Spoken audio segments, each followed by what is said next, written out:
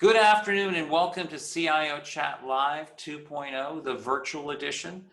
Our next panel is facilitating innovation teams, something that's critical to CIOs. As I shared earlier in the day, CIO Chat was started by John Dodge at IDG CIO Magazine.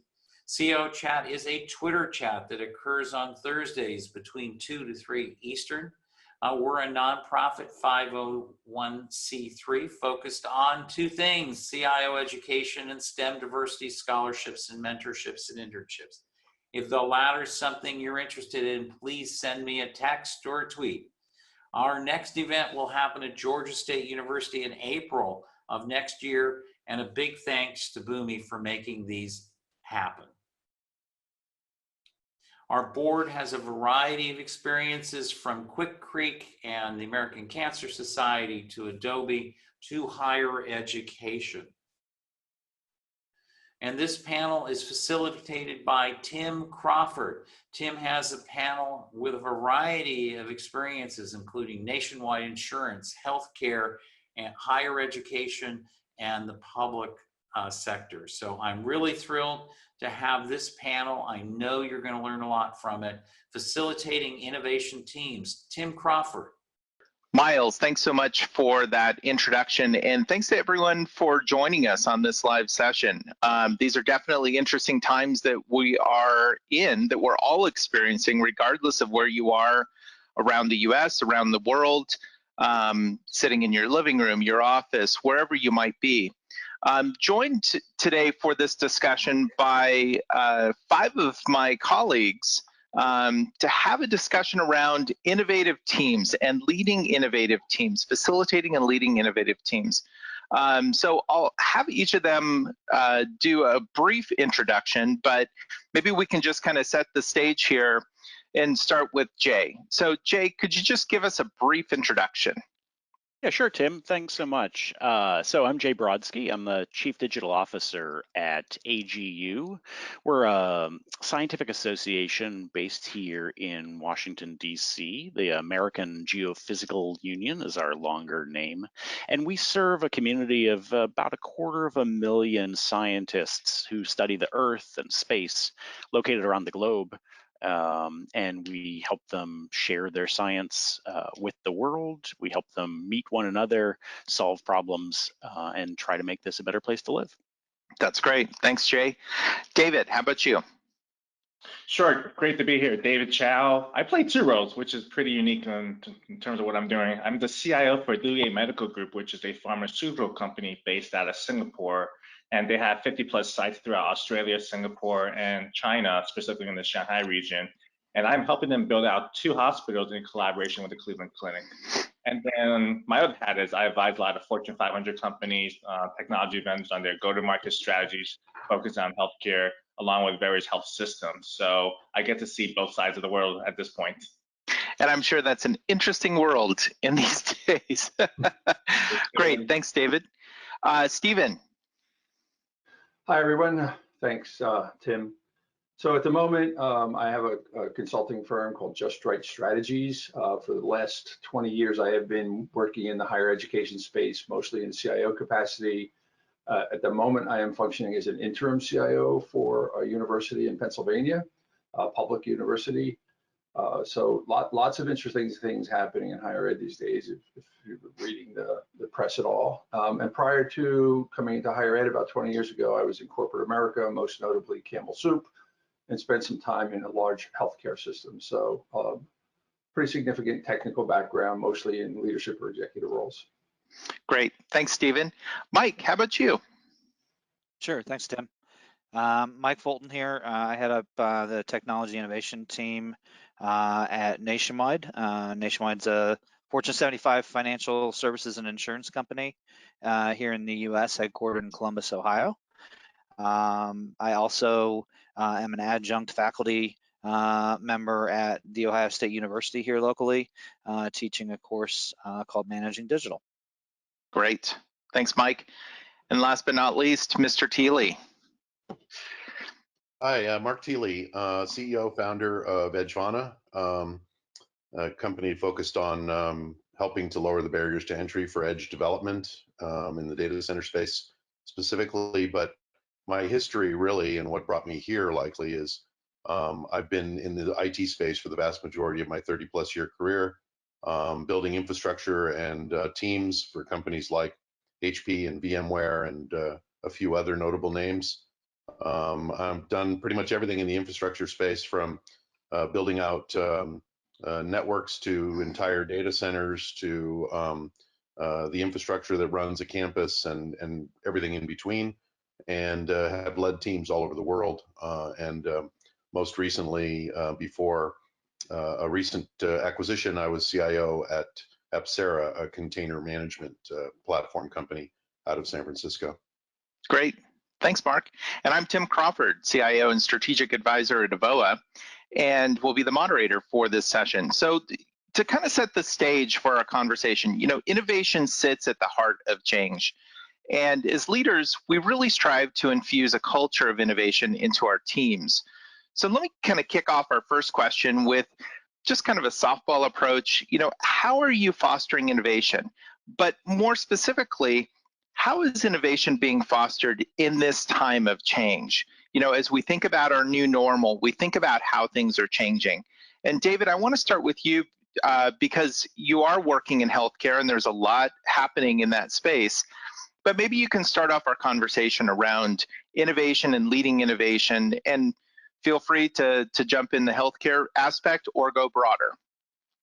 Sure. So I would say that healthcare, similar to most other organizations, have been very slow in terms of adopting innovation. When you think about just the budget perspective, about 65% of the budget has been tied to your human capital.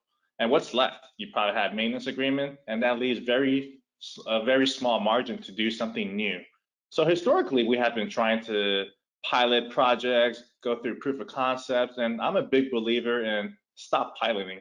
Just go all in with one initiative that you have not done before versus piloting 10 different initiatives.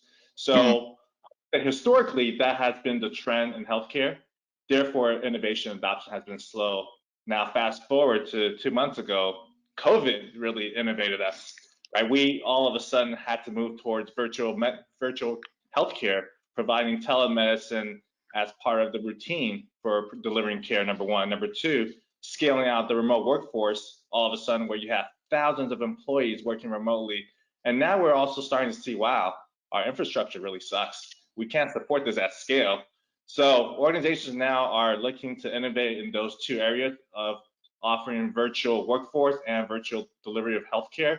At the same time, they're innovating internally on their core infrastructure to scale out in terms of helping out these virtual service offerings. So I would say we have fast forward that track. COVID definitely helped us, but we're moving past the old days of incrementing with that incremental innovation, as I would call it. When I think, and guys, feel free to jump in here. Mike, when I think about innovation and leading innovation and change, especially in insurance, I have to believe that there are a lot of conversations happening within the insurance realm right now, not just in what's happening today, but also in terms of what might be coming. Maybe you can share how you look at leading innovative teams.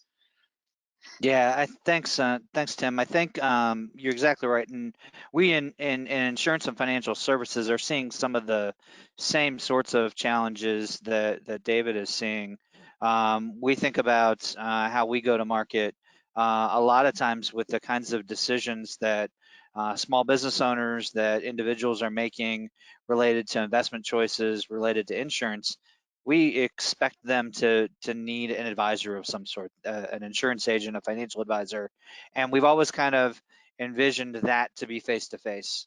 Well, in this new world, that's no longer an option, and so what we see happening is really an acceleration of the digital transformation journey that our industry has been on for a long time, and that is both from a standpoint of purely 100% digital. Via mobile interfaces and things like that, but it's also digital coaching. It's kind of reapplying that telemedicine approach to how we give people financial advice, because people do, especially now with the stock market hit that's happened, people do need reassurance from an expert, right? They do need to see that face to face. Digital isn't the right solution for everybody, but we have to figure out new ways of delivering that. And so we're reimagining how we engage all of our customers. You know, there aren't just upsides to this, there are also challenges that come about. Stephen, I have to believe in, especially in higher ed, there are aspects that present challenges, especially in this day and age. Maybe you could share some of your perspective here too. Yeah, I was struggling to get unmuted. Yeah, so basically almost overnight, we had to move from the traditional learning model in the classroom to getting 100% of that activity up online. So we were cautious to not call it online learning, because online learning has its own place and time. Places like Penn State and Purdue and Southern New Hampshire University. So we're referring to it as remote instruction. We see it as a temporary activity. The challenges are what faculty have never touched a learning management system, which is the core platform to deliver learning for students. Doesn't mean it's the only one, but it's the one that the university has chosen. So I think that the real challenge was to just try and literally overnight provide instruction, training, support, coaching for the faculty who've never used that environment before. Now, the university I'm working with right now, Millersville University in southeastern Pennsylvania, have positioned themselves previously in a very good place. So the IT team did an amazing job of leveraging cloud and remote activities for students that we just then transitioned over to faculty. So everyone's using virtual desktop to get into their daily digital habits, is what I call them. But we also discovered very quickly in looking at all of our metrics that 100% of the university students had been enrolled or used the learning management system at some point. So there was no concern about students being able to use it. The real challenge is now everybody's dispersed across the country. Some foreign students are across the globe. Do they have the access that they need, whether it's internet service provider or even having computing devices at home that they can leverage? We're seeing some other compounding factors where now the entire family is home, so they're straining their own internal in-home Wi-Fi. So you have two high school students, and both parents are trying to work remotely. Maybe they only have one or two computers, and everyone has to try and work together. So some of the unintended or things that just sort of surfaced up that we're trying to address on a day-to-day basis that were really challenging. Yeah, and I'm hearing that time and time again, is that IT support teams are having to shift gears, and instead of supporting internal users, they're supporting home networks for that very reason. I mean, case in point, I have 2 adults and 2 kids who are constantly on video conferencing. So not just online checking email or doing things that might be less bandwidth intensive, but rather doing things that are more bandwidth intensive. So there are these technical challenges for sure. Yeah, and I want to give a shout out really quickly, because you talk about innovation, and we have kind of in our mind what we think about when we talk about innovation. But imagine for just a second, let's think about the innovation that these technology teams at companies all across the globe have been going through over the last weeks and months to make this 100% work from home possible, right? I mean, I think about what we had to do here at Nationwide, and our Nationwide technology team had to figure out how to, in the span of about a week and a half to 2 weeks, outfit 10,000 customer service representatives with laptops and headsets so that they could leave the office and the desktops that they work on every day, people that had never had a laptop before. Wow. The supply chain challenges associated with that, the architects that had to step in and innovate new ways of navigating capacity across VPN and Skype and Teams and Zoom and everything else. Just an amazing job done by technology teams around the globe to bring this to life, or at least hopefully they've all been as good as my experience. Our team here at Nationwide has done a fabulous job with that. And so I think about the innovation and the creativity that people had to go through to deliver that. I think it's a great example of what people can do when they set their minds to it. That's great. Yeah, Jay, Mark, Mike, I want to get you guys kind of looped in too. yeah, I was going to respond to what Mike said and note that you also have to think about the cybersecurity people, right? The flip side of all that innovation Absolutely. is those poor folks trying to deal with the risks involved, right? There's some out there who are projecting, oh, we're going to see data breaches like you've never seen before, but we're not going to find out about them until next year, right? And certainly we've seen, and I've heard from colleagues, the number of attempts at breaching our infrastructure now that we've moved it into this fully remote environment has gone up a lot. So those folks have got their hands full too, right? True. Mark, you're on mute. If you consider what Jay and Mike were just talking about, a friend, I think all of us probably know him at least through Twitter, if not through deeper conversations. Stan from the VA, they ordered 300,000 laptops. Wow. And so when you think about whether it's innovation or not, when you think about just the logistics associated with having to do that in short order, and then David, you would understand this as well or better than the rest of us. Imagine taking 300,000 people, many of whom probably do things associated with HIPAA, and figuring out how to make that work from home, right? So you talk about security, you talk about compliance. These are real areas of opportunity. And while I love what Mike pointed out, I love the fact that most of us have decent internet and that we can have 3 or 4 people working in our home at the same time and be successful.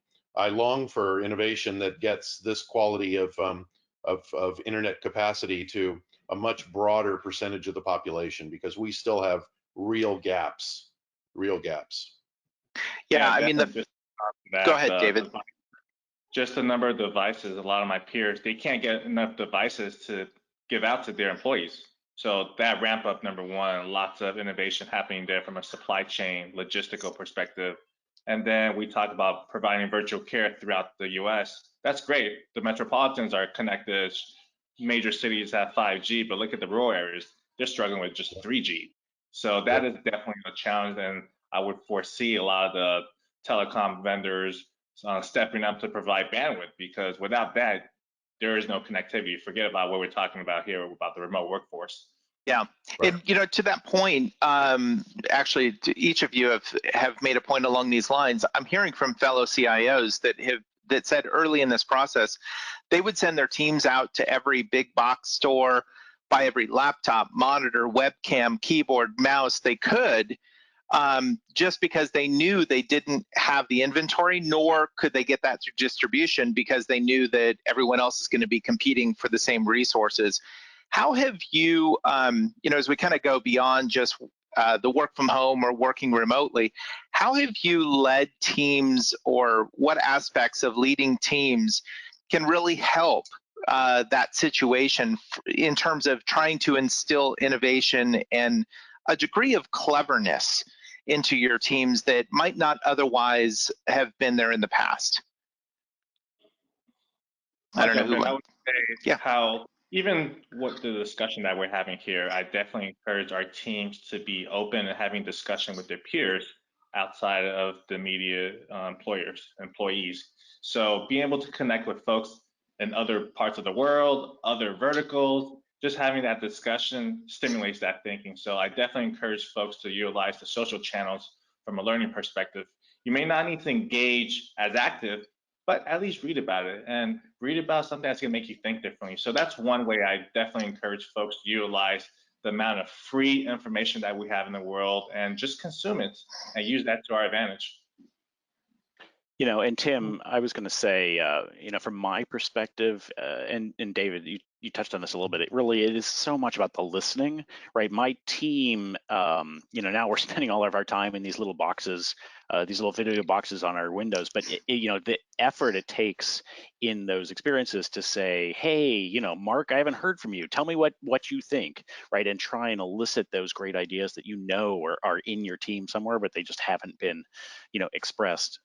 I've heard from some friends who are teaching at high school or at the higher ed level who said they're actually hearing from students who would never talk in their classrooms, right? They are finally engaged. Maybe it's because they're more comfortable sitting in their home and they're talking on their computer, like they're playing video games with their friends, or maybe it's because the way they're interacting is actually asynchronous and it's on a discussion board. But they're finally getting that input from students who otherwise were too shy before. And I think we all have that opportunity with our teams, and certainly we've got those people on our teams who are introverts and not speaking up.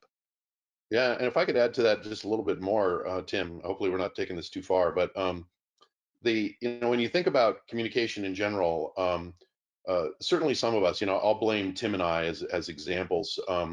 We for most of the country, we've worked out of the ivory tower for most of our lives, and almost everything we hear from people, even though we fight against it, almost everything we hear from people is in relevance to, well, this is what we would do at Yelp, this is what we would do at Uber, this is what we would do at eBay, and that's not how 99% of the rest of the world works. That's right. And so what is really important for me is it's sort of like planning for business continuity, in the sense that if you plan for business continuity and all you think about is I'm going to replicate the ERP system, and you forget that people need remote logins, and you forget that people need to know who to contact for approvals and stuff like that, it's the little things that trip you up. And so in any time like this, to me, innovation around supplementing and guaranteeing communication is really your minimum viable product for success, right? And so if in the office, some of you are using Slack on a regular basis, but the vast majority of the employees don't, and you're assuming that everybody's going to naturally adopt that and get on channels and use it and stay in contact, you're going to fail before you get started. So having plans for doing that, having accepted procedures for getting people together and sharing communications before this, or at least a method for communicating it when a problem like this occurs, is really vital to having success with remote teams. So one of the things that makes higher education unique from corporations and other businesses is that we have multiple constituents that we have to accommodate and work with. So there's no top-down sort of strategy in a higher ed. So you have faculty, you have some represented groups, you have students, you have parents, you have alumni. So there's all these constituent groups that we have to work with to make sure that their needs are met and they're satisfied. So one of the sort of strategies I've adopted in higher ed is I talk about technology as an overarching strategy within the organization, and the IT department is just a box on an org chart. And I don't mean to diminish the value of IT in any way, but I use that to try and engage the entire constituencies groups to be part of the innovation and the excitement and the imagination of technology. So if I can get them to stop thinking about IT as a box and start thinking about technology that touches everybody and infuses everything they do, it's amazing the innovation that comes forward from everybody. So that's been really helpful for me in higher education because of the nature of the collegiality that's built into the structure of higher ed. And I would say that's a mental model that when we think about digital in all of our organizations, we ought to be trying to leverage, right? Technology and digital is not a box on an org chart. It's pervasive across the entire company, and it's really something that we have to change that thinking and kind of reimagine our organizations with technology at the heart of it. So let's talk about something that actually goes across the entire organization that plays into leading innovative teams, and that's culture. Where does culture fit into this equation for each of you? Stephen, you talked about you've got different stakeholders, right? At Stanford, we used to talk about faculty, staff, students, alumni, right? And we had very discrete ways that we would consider each of those constituents, but of course they all come together. They're all part of our particular school, and then our school is actually part of the larger university. how do you think about culture within the company, within your organization, so that you can kind of build this ethos of innovation? It's not something that you just push, but rather it just starts to well up inside. Well, for me, it's very organic. So sort of my academic background is in a field of discipline called media ecology. It's an ecosystem sort of perspective. You look at everything that nurtures or detracts from communication process or, an environment. So the same sort of principles that a biologist would use when they look at a lake or a pond, we're going to look at it from a human communications perspective. So with that sort of ecological or that ecosystem mentality, I truly believe in an organic process. It starts with me, it starts with the other executive members that I have to then educate and sort of get them to a culture, to a point of understanding how culture works and how you infuse culture across the system. But for our IT unit, culture and innovation is baked into the strategy. It's just part of it. And so we talk about culture openly and actively. And we also understand that you don't get 100% adoption ever, and it's a slow, organic process. So that's the way I approach it. As you start to go through that, though, do you find that if you're pushing culture to be more innovative, and you say that you know how you're talking about how it doesn't become 100%, at some point do you end up where the culture is kind of, I mean, using the pandemic crisis as an example, where the culture becomes the antibodies that start to look at the folks that haven't come along as the virus, and so the organization just really starts to almost distance or push out folks that aren't as innovative? I mean, do you run into that risk? I think you run into the risk for sure, but I'll defer to some of the other folks on the panel to share their experiences. Yeah. Yeah, so I think you run into that risk on both edges, right? So on the front half, and I'll use the example of what we have here at Nationwide, we have a very command and control culture. And so trying to really enable a culture of innovation, enable a fail fast mindset and an iterative experimental sort of an approach is a real challenge. And so right now, as we try to push that across the organization, the antibodies are coming out, right? They're pushing back and reinforcing that command and control culture. So we have to be very intentional about giving people at the ground level and at the leadership level permission to fail, permission to move fast, permission to innovate. And then to your point, over time, I think we'll see at some point this shift. We'll see everybody will now be driving that innovative culture. And if you're left in that old command and control culture, now people are going to be pushing back against you there. So I think it's a pendulum that swings over time. And I would, if I could add on to what Mike said, and and probably all of you guys are tired of hearing me say this because I point to this part of the topic almost every single time this kind of subject comes up. But it boils, in the end, culture boils down to leadership, right? The leadership of the company drives the culture. And it doesn't matter what we want to believe. It doesn't matter how we try to push things uphill. If the leadership of the culture doesn't live and breathe the stated culture or the expected culture for the company, then the people underneath them won't. I've run in, if I've run into one, I've run into 100 people that have looked me right in the eye when I've talked about doing something innovative and said, "I'm sorry, but that's not on my business goals." And that's the end of the conversation. And they do that not because and they're not good employees that want to do the right thing or look for opportunity, but they do that because that's how they're rewarded. So when I say leadership takes the connotations that go much deeper than someone who can do a great stump speech or someone who can do a great acquisition. Leadership boils down to how, Mike comes in, as an example, Mike comes in Monday morning after spending all night fixing the exchange boxes in the data center, and I, back as the CFO or CMO or CEO, I pat him on the back and say, "Good job, you're our hero. I don't know what we would do without you." What's Mike's incentive to innovate out of owning and running an exchange box? He's been told that that's what makes him important to the company. And so the same thing with innovation. If companies are always focusing on you meeting a deadline, I mean, like the companies we've all heard about since this started, where it's like, well, what measures can we put in place to monitor what you're doing while you're working from home now? And Yeah. they're missing the point entirely, right? If that's the culture that you live in, you can just basically say you've bled out innovation already. It's a dead animal.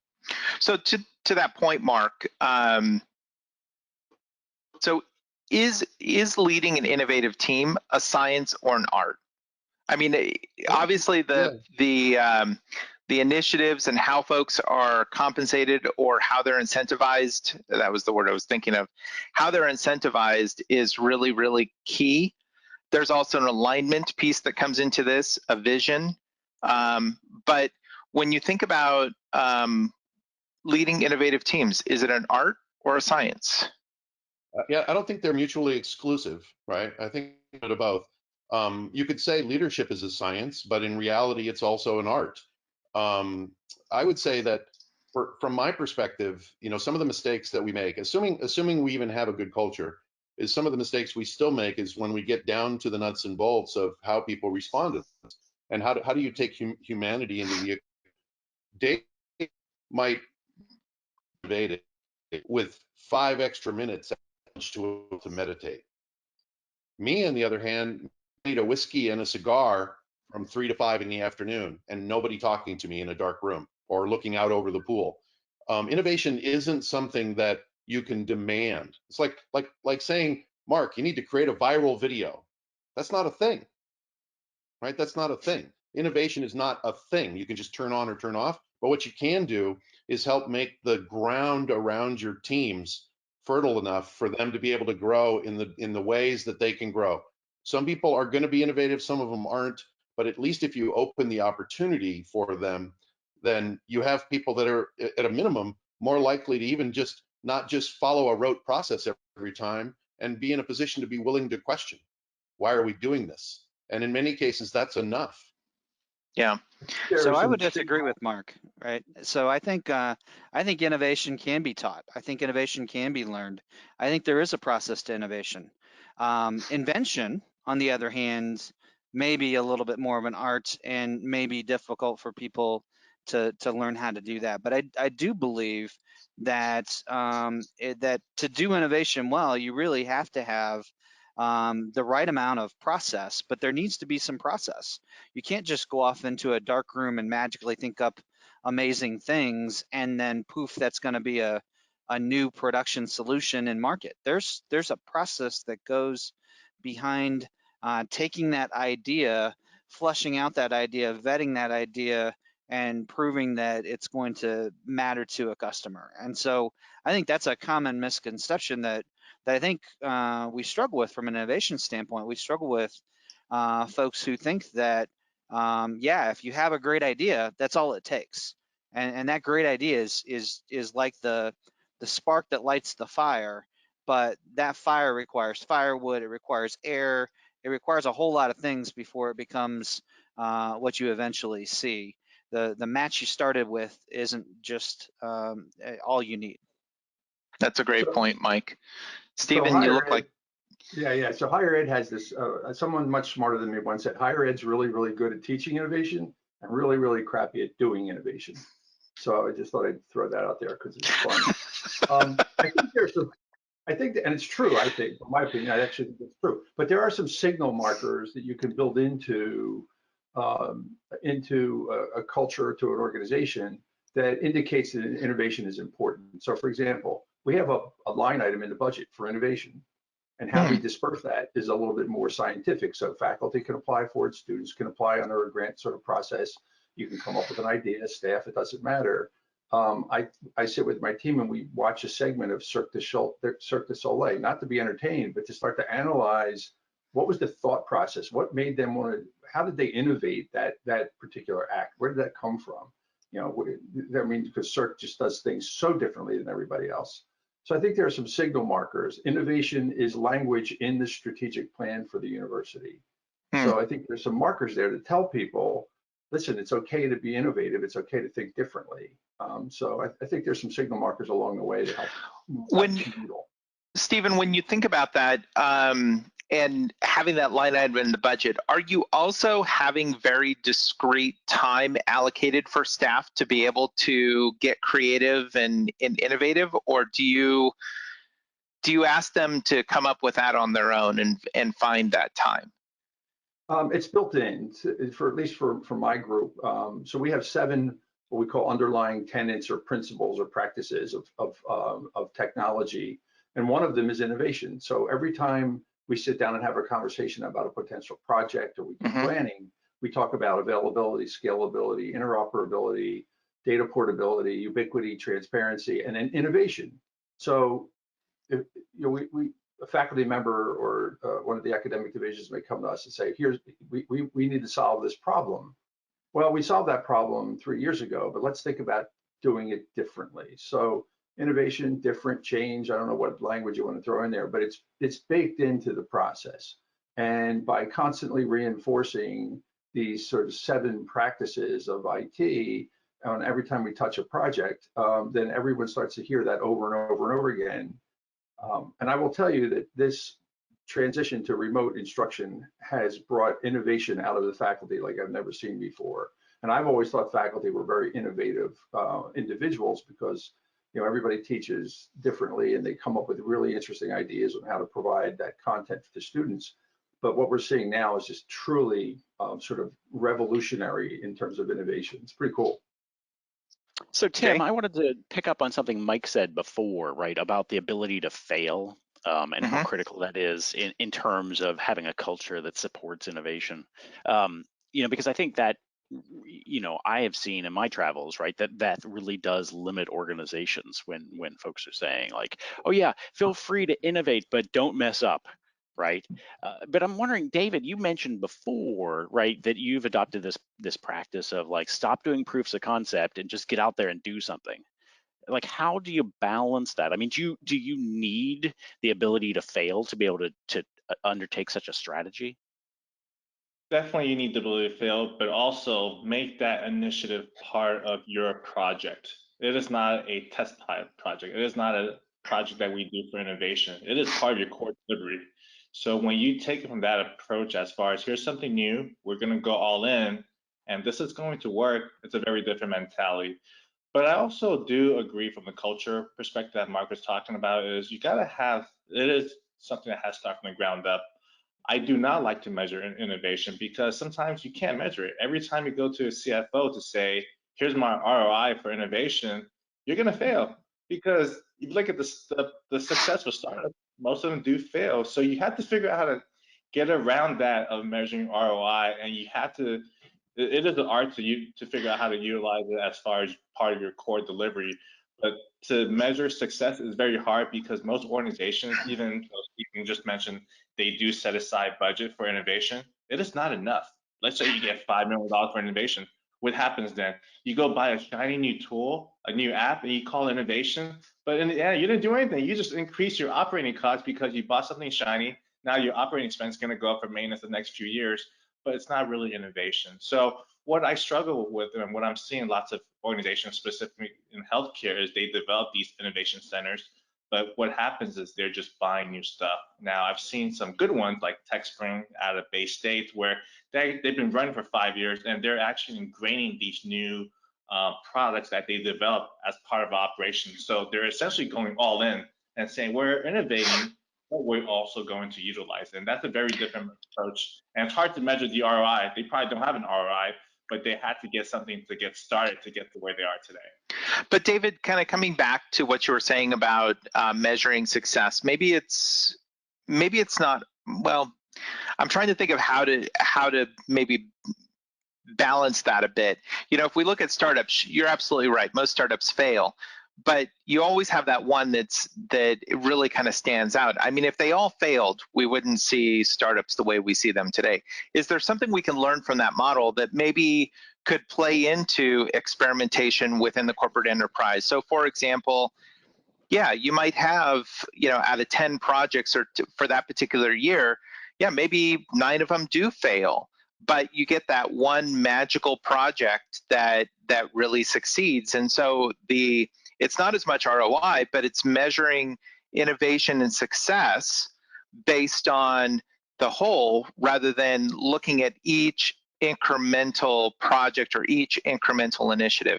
Do you think that that would change the way that this gets kind of played out within organizations, or do you think that that has failure built into it too? No, I think what you described is probably how I should have phrased it. We need to set the expectation that 9 out of 10 times will fail. One of these successes is really going to change how we operate, and there's the ROI. But most organizations expect a better percentage than 1 out of 10, unfortunately.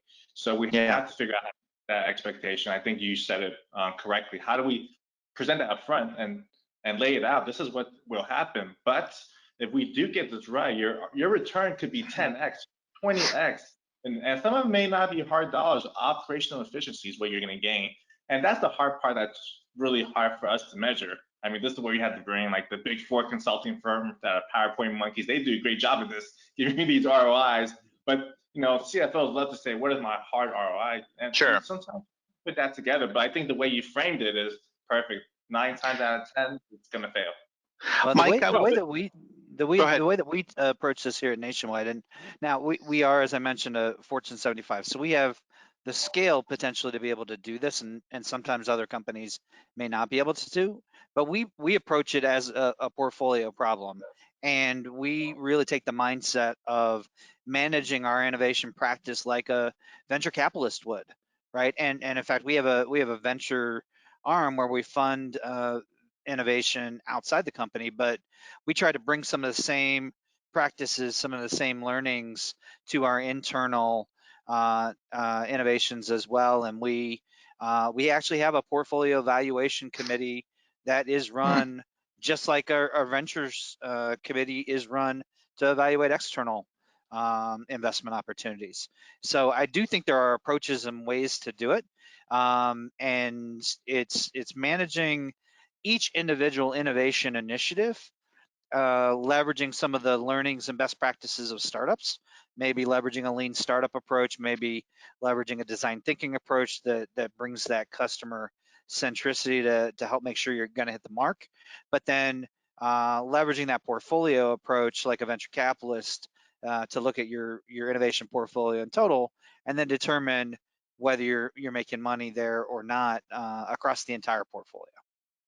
Jay, you wanted to jump in there. Oh yeah, I was just going to say, similar to what Mike is saying, right? At a bigger firm like that, there's also a model where the firm just waits, right? Like a big publicly traded firm waits for the VCs to fund stuff and see what works, and then they wait for the PE firms to fund stuff and see what works, and then they buy them, right? So the innovation doesn't actually happen inside your organization because you let all the dumb money get flushed out first. Well, and that's a model that works in some places. It does, and you pay a premium for that, but you de-risk the process, as part of that equation. David, you wanted to jump in as well. Yeah, quick question for Mike. It's great to have that process. Did your organization have a separate group just for innovation, or is it out of one department? Yeah, that's a great question, David. We're actually very fortunate. We've got really strong innovation support from the top of the house. We have a corporate innovation team that's about 100 folks that are focused full-time on innovation, really taking that customer perspective, trying to understand the unmet needs of our customers, and leveraging a design thinking approach to help invent those next new products.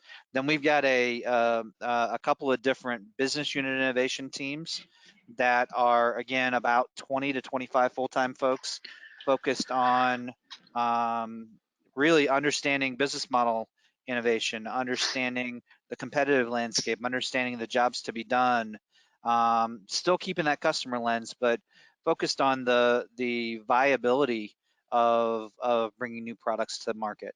And then the third, we've actually got another 20 to 25 folks that are focused on technology innovation. We provide, and that's my team, we provide the technology support for innovation across the enterprise, and the ability to build out prototypes to support those innovations. But we also research and educate the organization on emerging technologies and help our nationwide employees to better empathize with the customer of the future and the world that they'll live in tomorrow, which we think is going to be largely driven by these emerging technologies.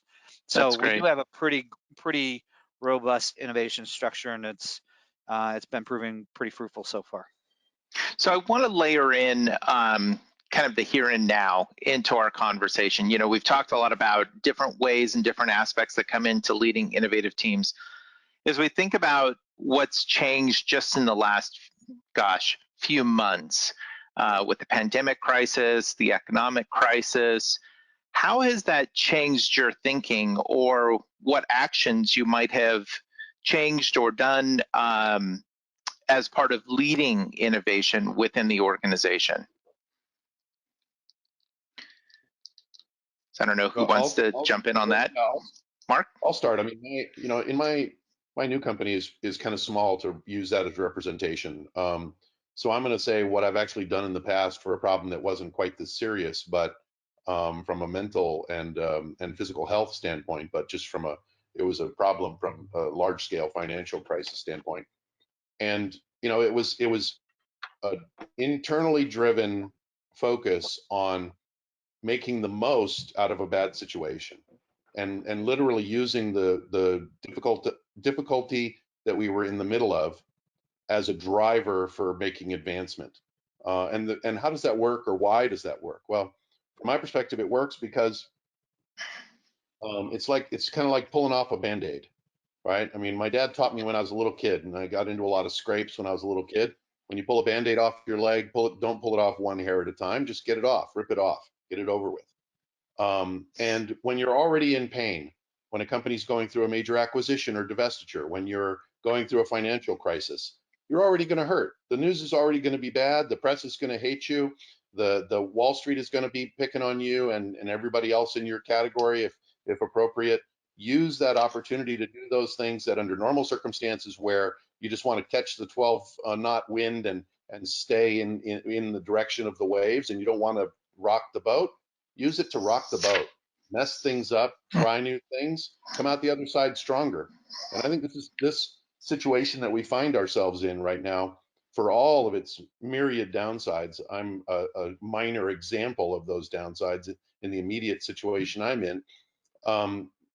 Still, find a way to leverage it, come out the other side stronger. And if we forget the treasure that is our teams, our employees, as part of this transition, and we just think from a dollar perspective, we went in with 100, how can we limit it to 90 when we come out the other side? We're going to fail. We're going to weaker. We're not going to be ready. We're not going to have loyalties ready to jumpstart again. And I really think that that's a big opportunity in this risk that we're running right now. So, yeah, Mark, we at AGU are not only facing a pandemic, we also just had our CEO retire, and so we're in a CEO transition, and we've got a new strategic plan that's getting approved by the board in a couple of weeks. Wow. So, it's a lot of transition, and so one of the things we've been doing is reading like that classic, managing transitions book, and it's actually sort of interesting because one of the things they talk about is exactly what you just said. Is look, you're in a transitional moment. There's this sort of neutral zone between the before and the after. So let's take advantage of the time in the neutral zone and do some innovating, right? Because nobody quite knows where we're going. We don't know who the CEO is going to be. We don't know what the strategic plan is going to look like fully when it's approved. So let's just push and do some new stuff and try some new ideas while we're here and make the most of it. This is great. David, Mike, Stephen, any other thoughts on that? Okay, with that, so I see Miles has joined us. Miles, I think we have a question that we want to infuse in the conversation. Yeah, we do. I want to share that question, and then for people who are on, if you have more questions, please either go to CIO Chat Live and share them, the hashtag, or just go to the question boxes, which is where this question comes from. So I'm going to read it slowly because it's below the fold in a little bit. What is working well with digital communication and collaboration tools what are unrealized opportunities? So what is working well with digital communication and collaboration tools? What are unrealized opportunities? And you know, a lot of people in the higher ed space have been talking to me recently about there are going to be new things they're going to want to do once we get through. So I'll let you lead that, Tim. Great, thanks, Miles. Stephen, do you want to kick in with the higher ed aspect of that? Sure. Can you kind of reframe the question real quick again? So yeah, I think, yeah, please. well, I was just going to say, I think it's really a question, if I'm interpreting correctly, it's really a question of we're in this period of using new digital and collaborative tools, and we're trying to figure out how to use them. What is working well, and what are some things that maybe we haven't capitalized on quite yet? Right. Actually, great question. I think, first of all, my first initial response is always to look at the human factor, you know, the human component. And I think the faculty, again, the students, you know, they're very adaptive, not a big issue for students. What we saw happening with the faculty was their ability to adapt incredibly well and quickly. So, I mean, how many faculty have been using Zoom, whether it's synchronous or asynchronous? So they really adapted to that quickly. I mean, we provided them a lot of 2 weeks worth of training and instruction and helping them sort of step up their game, if you will, for remote instruction. We had been rolling out Office 365 for about a year, and Teams and OneDrive were a big part of that. So again, the adoption by staff and the administration, we have team meetings every morning with the president and the rest of the executive team over Microsoft Teams, and everyone's really adapting to it quite well. So I was pleasantly surprised by that. I don't see a whole lot of challenges, to be quite honest. Certainly, some of the security around Zoom was an issue for a few days, but that's all been resolved. Sure. You know, Well, they always say necessity is the mother of invention, right? So I think Yes. what we have seen absolutely. is a lot of people inventing new ways of working. We've seen a lot of people who always assumed that you couldn't run a workshop over video conferencing, now realizing, well, you actually can. You have to do things a little bit differently, but you can run a workshop. You can run an innovation workshop or a process engineering workshop. We're seeing people that thought that meeting had to be in person, had to be face to face. Maybe it didn't. I think we may see people really rethink sales, right? I mean, who is largely funding the airline industry? It's the sales folks at companies all around the world that feel like you have to be face to face to make that big sale. Is that going to be true coming out the other side of this? Are people going to rethink and reimagine how we do sales? I think that there's going to be a lot of things that change as a result of taking advantage of these collaboration tools. I know at Nationwide, Office 365 was actually a big winner for us in that we had made the shift to enable Office 365 without VPN just a couple of months before this whole thing hit. Talk about a lifesaver when it comes to our ability to manage VPN capacity. When folks like me who do nothing but email and PowerPoint all day don't even have to log onto the VPN for weeks at a time. Right, it enables those that are critical to be on VPN to interact with our core systems to be able to have that capacity and access. And I think that was another thing that really was very positive through this. I think the thing that we haven't quite figured out yet is the casual conversation, right? So you run into somebody from the finance department in the hallway and you take a minute to build that relationship that you're going to need some point down the road, right? Or you're in the kitchen and you're waiting for a cup of coffee and there's that person from marketing who you don't talk to very often, but you know you've got a project next June and it'll be good to continue and to reinforce that relationship. That's the kind of stuff that we haven't quite figured out how to tackle and how to preserve and how to continue pushing forward. So that's a gap for us. I would Go ahead, Mark. I would really agree with what Jay was just saying, but add on that anecdotally, what I've seen is that I'm personally, and many of the people that I work with directly and indirectly, are spending more time on phone calls and video chats than we ever did when we still didn't see each other every day. Yep. Because I've been working remote most of my life, well, at least, most of the last 10 years. And I found that it's gone up considerably. And whether that's a psychological factor associated with the pandemic and people being isolated at home or not, I don't know. But I can tell you that the biggest single fix I made in supply chain issues when I joined VMware, and I did it within the first 2 weeks on the job, was getting people out of frickin' email and on the phone when they had questions. And it took like 4 weeks out of delivery delays on the average product. It was amazing. Yeah, I was going to add into that because I think there are a couple of themes here that address that. One is necessity will drive you to do things that you wouldn't otherwise do naturally, but it also accelerates some of the activities that you might have otherwise done. So one of the things I'm saying is this is a pretty marked move to these cloud productivity tools, whether it's 365 or Google Apps, or whether it's Slack or Teams. And it's just happening overnight, just out of necessity. And people are much more tolerant with problems that might be encountered as part of that quick move because they realize that, hey, we're all in this together. We all have this imperfect world that we're having to live in. I mean, case in point, none of us are in our office per se. We're having to find a space that we can call our office to work from at this point in time. And so there's the acceleration of projects that is starting to happen.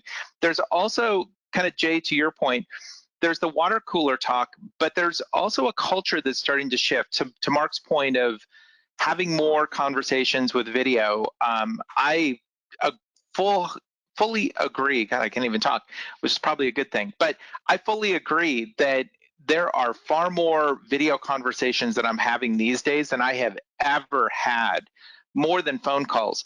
But the thing that isn't happening as prevalently as those conversations is just the pick up the phone and have the conversation.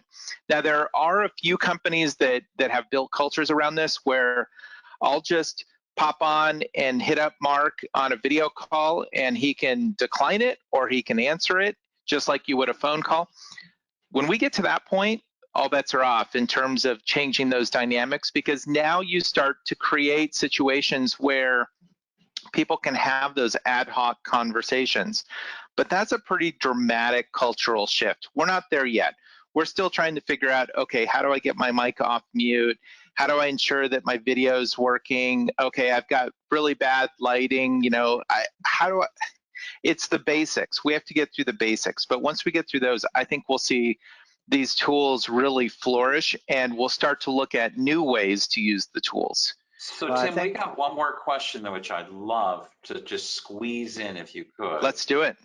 So the question, what I've been hearing on the chat over the last few weeks is that this thing has been a real validator of, the role of the CIO. But, as we, get through this crisis, how will the CIO role change? Are they going to have more impact? What do you think? So again, as we get through the crisis, how is the CIO role going to change? I think the CIO role, if it's all going to depend, but I think the CIO role becomes elevated, both in perception and in funding structure, I think across the board, because everyone suddenly realized, oh my God, we really need all of this infrastructure and we really need to have this kind of support. So I've already heard from both the executive team and the president that they have every intention of increasing the funding for technology on this particular campus. So I hope it's happening everywhere. I'll make an even more dramatic statement and say that the days of kicking the traditional CIO can down the road are done. If you're still focused on being a traditional CIO, those days are done. Organizations can't tolerate that any longer. You really have to be thinking about the business, about how your company makes money, spends money, engages with customers, revenue growth. I mean, all of those pieces come to the forefront. And if you don't have those relationships and have that understanding, that's going to be really challenging for you to be successful, but companies are going to require that of their CIO.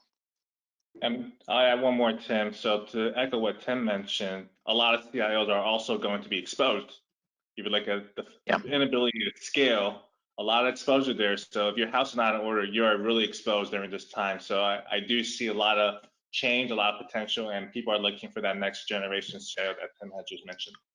Well, we're already seeing that, right, David? Which is, did you learn from the 2008, 2009 economic crisis and put those levers in place over the last 10 years so that when we hit this economic crisis, you know which levers you can pull?